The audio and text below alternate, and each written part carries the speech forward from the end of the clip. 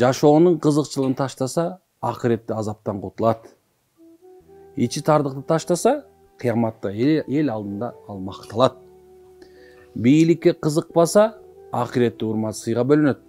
Аз сүйлөгөн киши акыретте сыйлуу болот. Жашоодо чырдашпаган киши акыретте тилегине жетет. Жашоодо сараң болбосо, акыретте атак даңкка ээ болот. Жашоодо жалкоо болбосо, акыретте кубанат. Арамдан алыс болгон киши акыретте пайгамбарга жакын жашайт. Арамга назар салбаган киши акыретте бейишке кирип чексиз сүйүнөт. Жашоодо жакырлыкты тандап байлыкка карай баспаган киши акыретте пайгамбарлар жана аулиялар менен бирге болот. Муктажга жардамдашкан кишиге Алла Таала эки дүйнө жардам көрсөтөт. Кабырда жалгыз жатпайын деген киши түндө туруп намаз окусун. Акыретте арштын көлөкөсүндө болгусу келген адам дүйнөгө кызыкпасын. Кимде ким акыретте сурак жеңил болсун десе, анда ал өзүнө да өзгөлөргө да акыл насаат айтсын. Периштелер зиярат кылышын каалаган киши такыба болсун. Бейиштин ортосунан орун алсам деген киши күнү түн Алланы эстесин, зикир кылсын. Бейишке сурак соболсуз кирүүнү каалаган киши чын жүрөгүнөн тообосуна кайтсын. Бай болом деген киши Алла Таала бергенге ыраазы болсун. Алла Таала алдына аалым болгусу келген киши андан корксун. Даанышман болгусу келсе, жетик аалым болсун. Тынч жашайм деген киши эч кимди жамандабай кайра мактасын. О адам пенде, көңүлүңө түйүп жүр. Эмнеден жаралдың, эмне үчүн жаралдың эсте. Эки дүйнөдө улуулукту каалаган киши акыретти тандасын. Фирдаус бейишин жана түбөлүк жыргалын каалаган киши өмүрүн текке кетирбесин. Эки дүйнөнүн жакшылыгын каалаган киши жоомарт болсун. Себеби жоомарт жаннатка жакын, тозоктон алыс.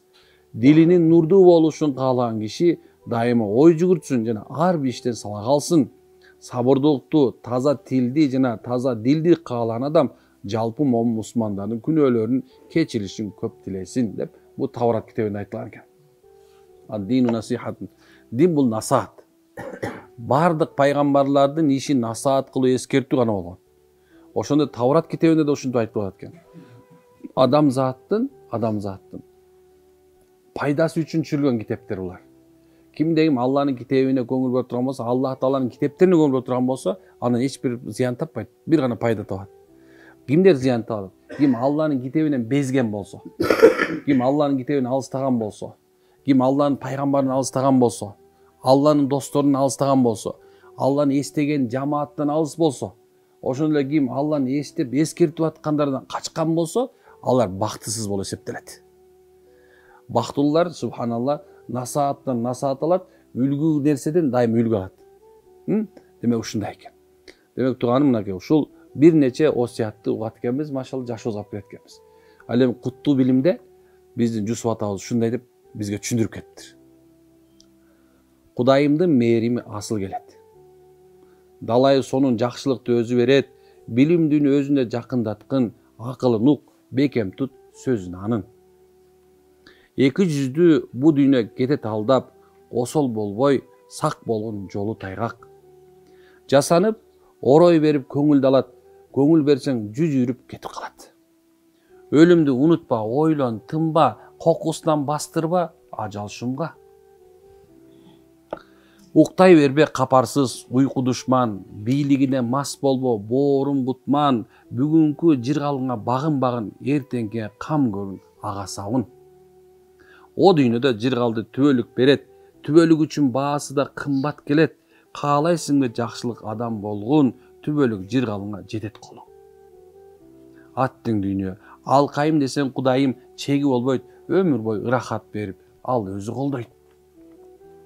Жүзүн бурса тозоктун оту ойнойт, азабынан кутулар такат койбойт, арам тамак аш болбойт, ичпе аны, арам ичкен тозокто күйөт анын жаны.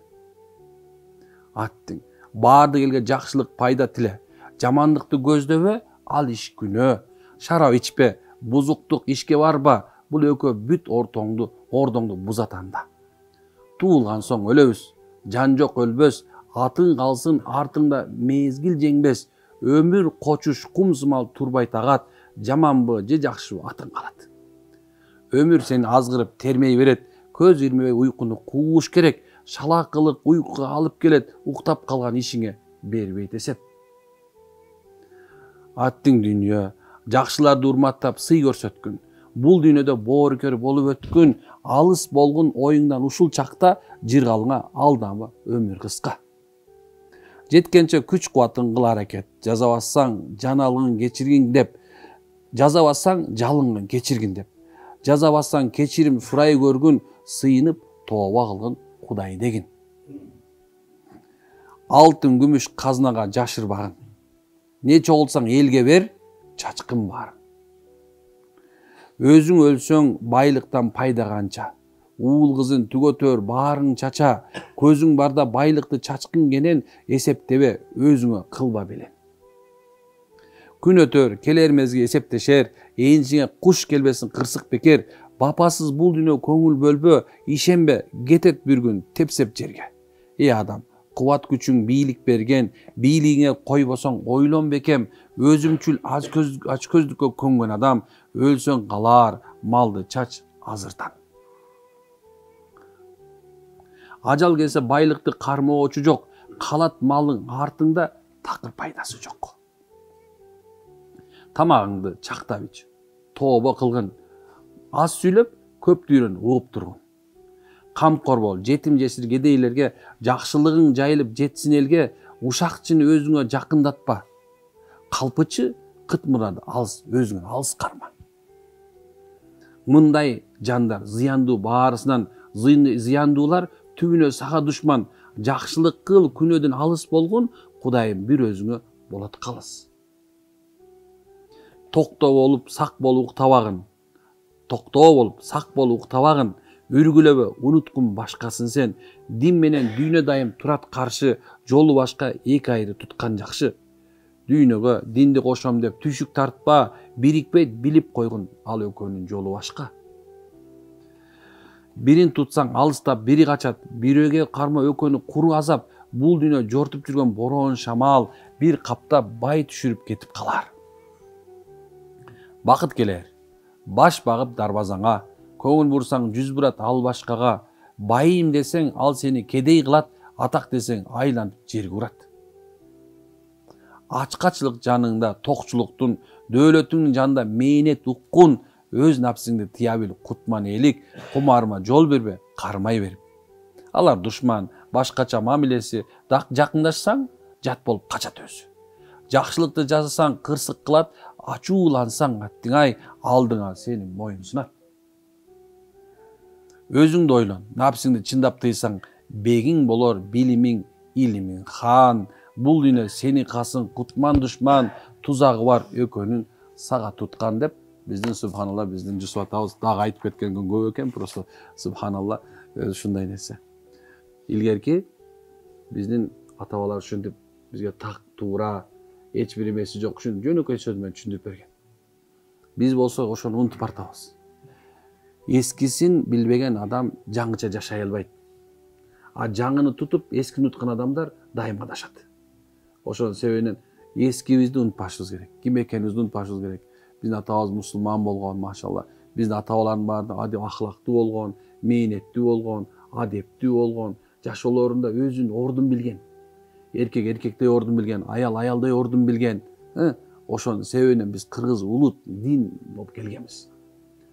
Демек, канчалык жакшы жашагың келсе, ошонусу эскини унутпаган. Жашоодо эле ушундай, көчөгүн күнү унутуп калсаң, бүгүнкү менен жашай турган болсоңчу сөзсүз адашасың.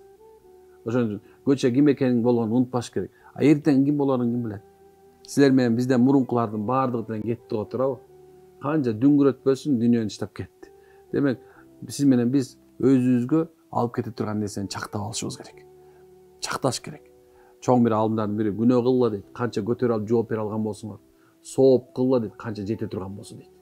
Билбейбиз да туурабы, канча жетет, канча бизге керек. Ошон себептен убакытты бекер өткөзбөш керек. Кимдин өмүрдү өз адамдар бул ар бир нерсе акчага кетип атат да туурабы? Саатына баланча сом, баланча убакыт. Бирок ошол субханалла баардыгы тең сатылып атат. Биз күнүгө 24 саат берип атабыз. 24 саатты төлөп берип атабыз. Адам көпчүлүктөрү унутуп атат. Акча менен эмес, убакыт менен төлөп атабыз, өмүр менен төлөп атабыз. Өмүр кеткен сайын биз мындай бир Б точкасына жакындап калдык. Б точкасында бизди кандай тосуп алат билбейм мен. Айта албайм. Б точкасында ар бирибиздин өзүбүздүн бир кыяматыбыз, ар бирибиздин өзүнүн азабыбыз бар. Ошон себептен ошого чейин аракет кылып калыш керек, иншалла. Аракет кылабызбы? Ушу китепке иншалла томе кылалы, дуа кылалы, машалла. Мына устазыбыз Молда Сабыр Досбол уулунун ушул Мунабихат китебине кылган мээнетине иншалла Аллах ыраазы болсун. Кудай буйрса жарым жылда бүттүк иншалла. Ошо бир дуа кылалы, устазыбыз дагы раматтылык жаткан жер жай болсун, машалла. Амин. Аллахым өзүнө ушу устазыбыздын которуп бизге ушундай бир табаррук кылып калтырып кеткен китебине дагы ошо устазыбыздан Аллах ыраазы болсун. Жаткан жерин жай кылсын, күнөөсүн кечирсин, кабырын нурдуу кылсын. Бул канча шакирт калтырган болсо, шакирттердин баардыгын ошо устазыбыздай болуп, улуу ушундай китептер жазып, башка үммөт дагы кыяматка чейин окуй тургандай кылсын. Алла Таала ошо китепти баардыгыбызга түшүнүүгө, ошо китеп менен амал жашоого Алла тоофик мүмкүнчүлүк берсин. Кудай күнөөбүзгө канча уксак ошо амал кылышка тоофик берсин. Окуган бизге, уккан силерге иншалла Алла Таала толугу менен хидаят, толугу менен өзүнүн шафаатын, толугу менен субхана магфиратын насип кылган болсун. Береке иншалла.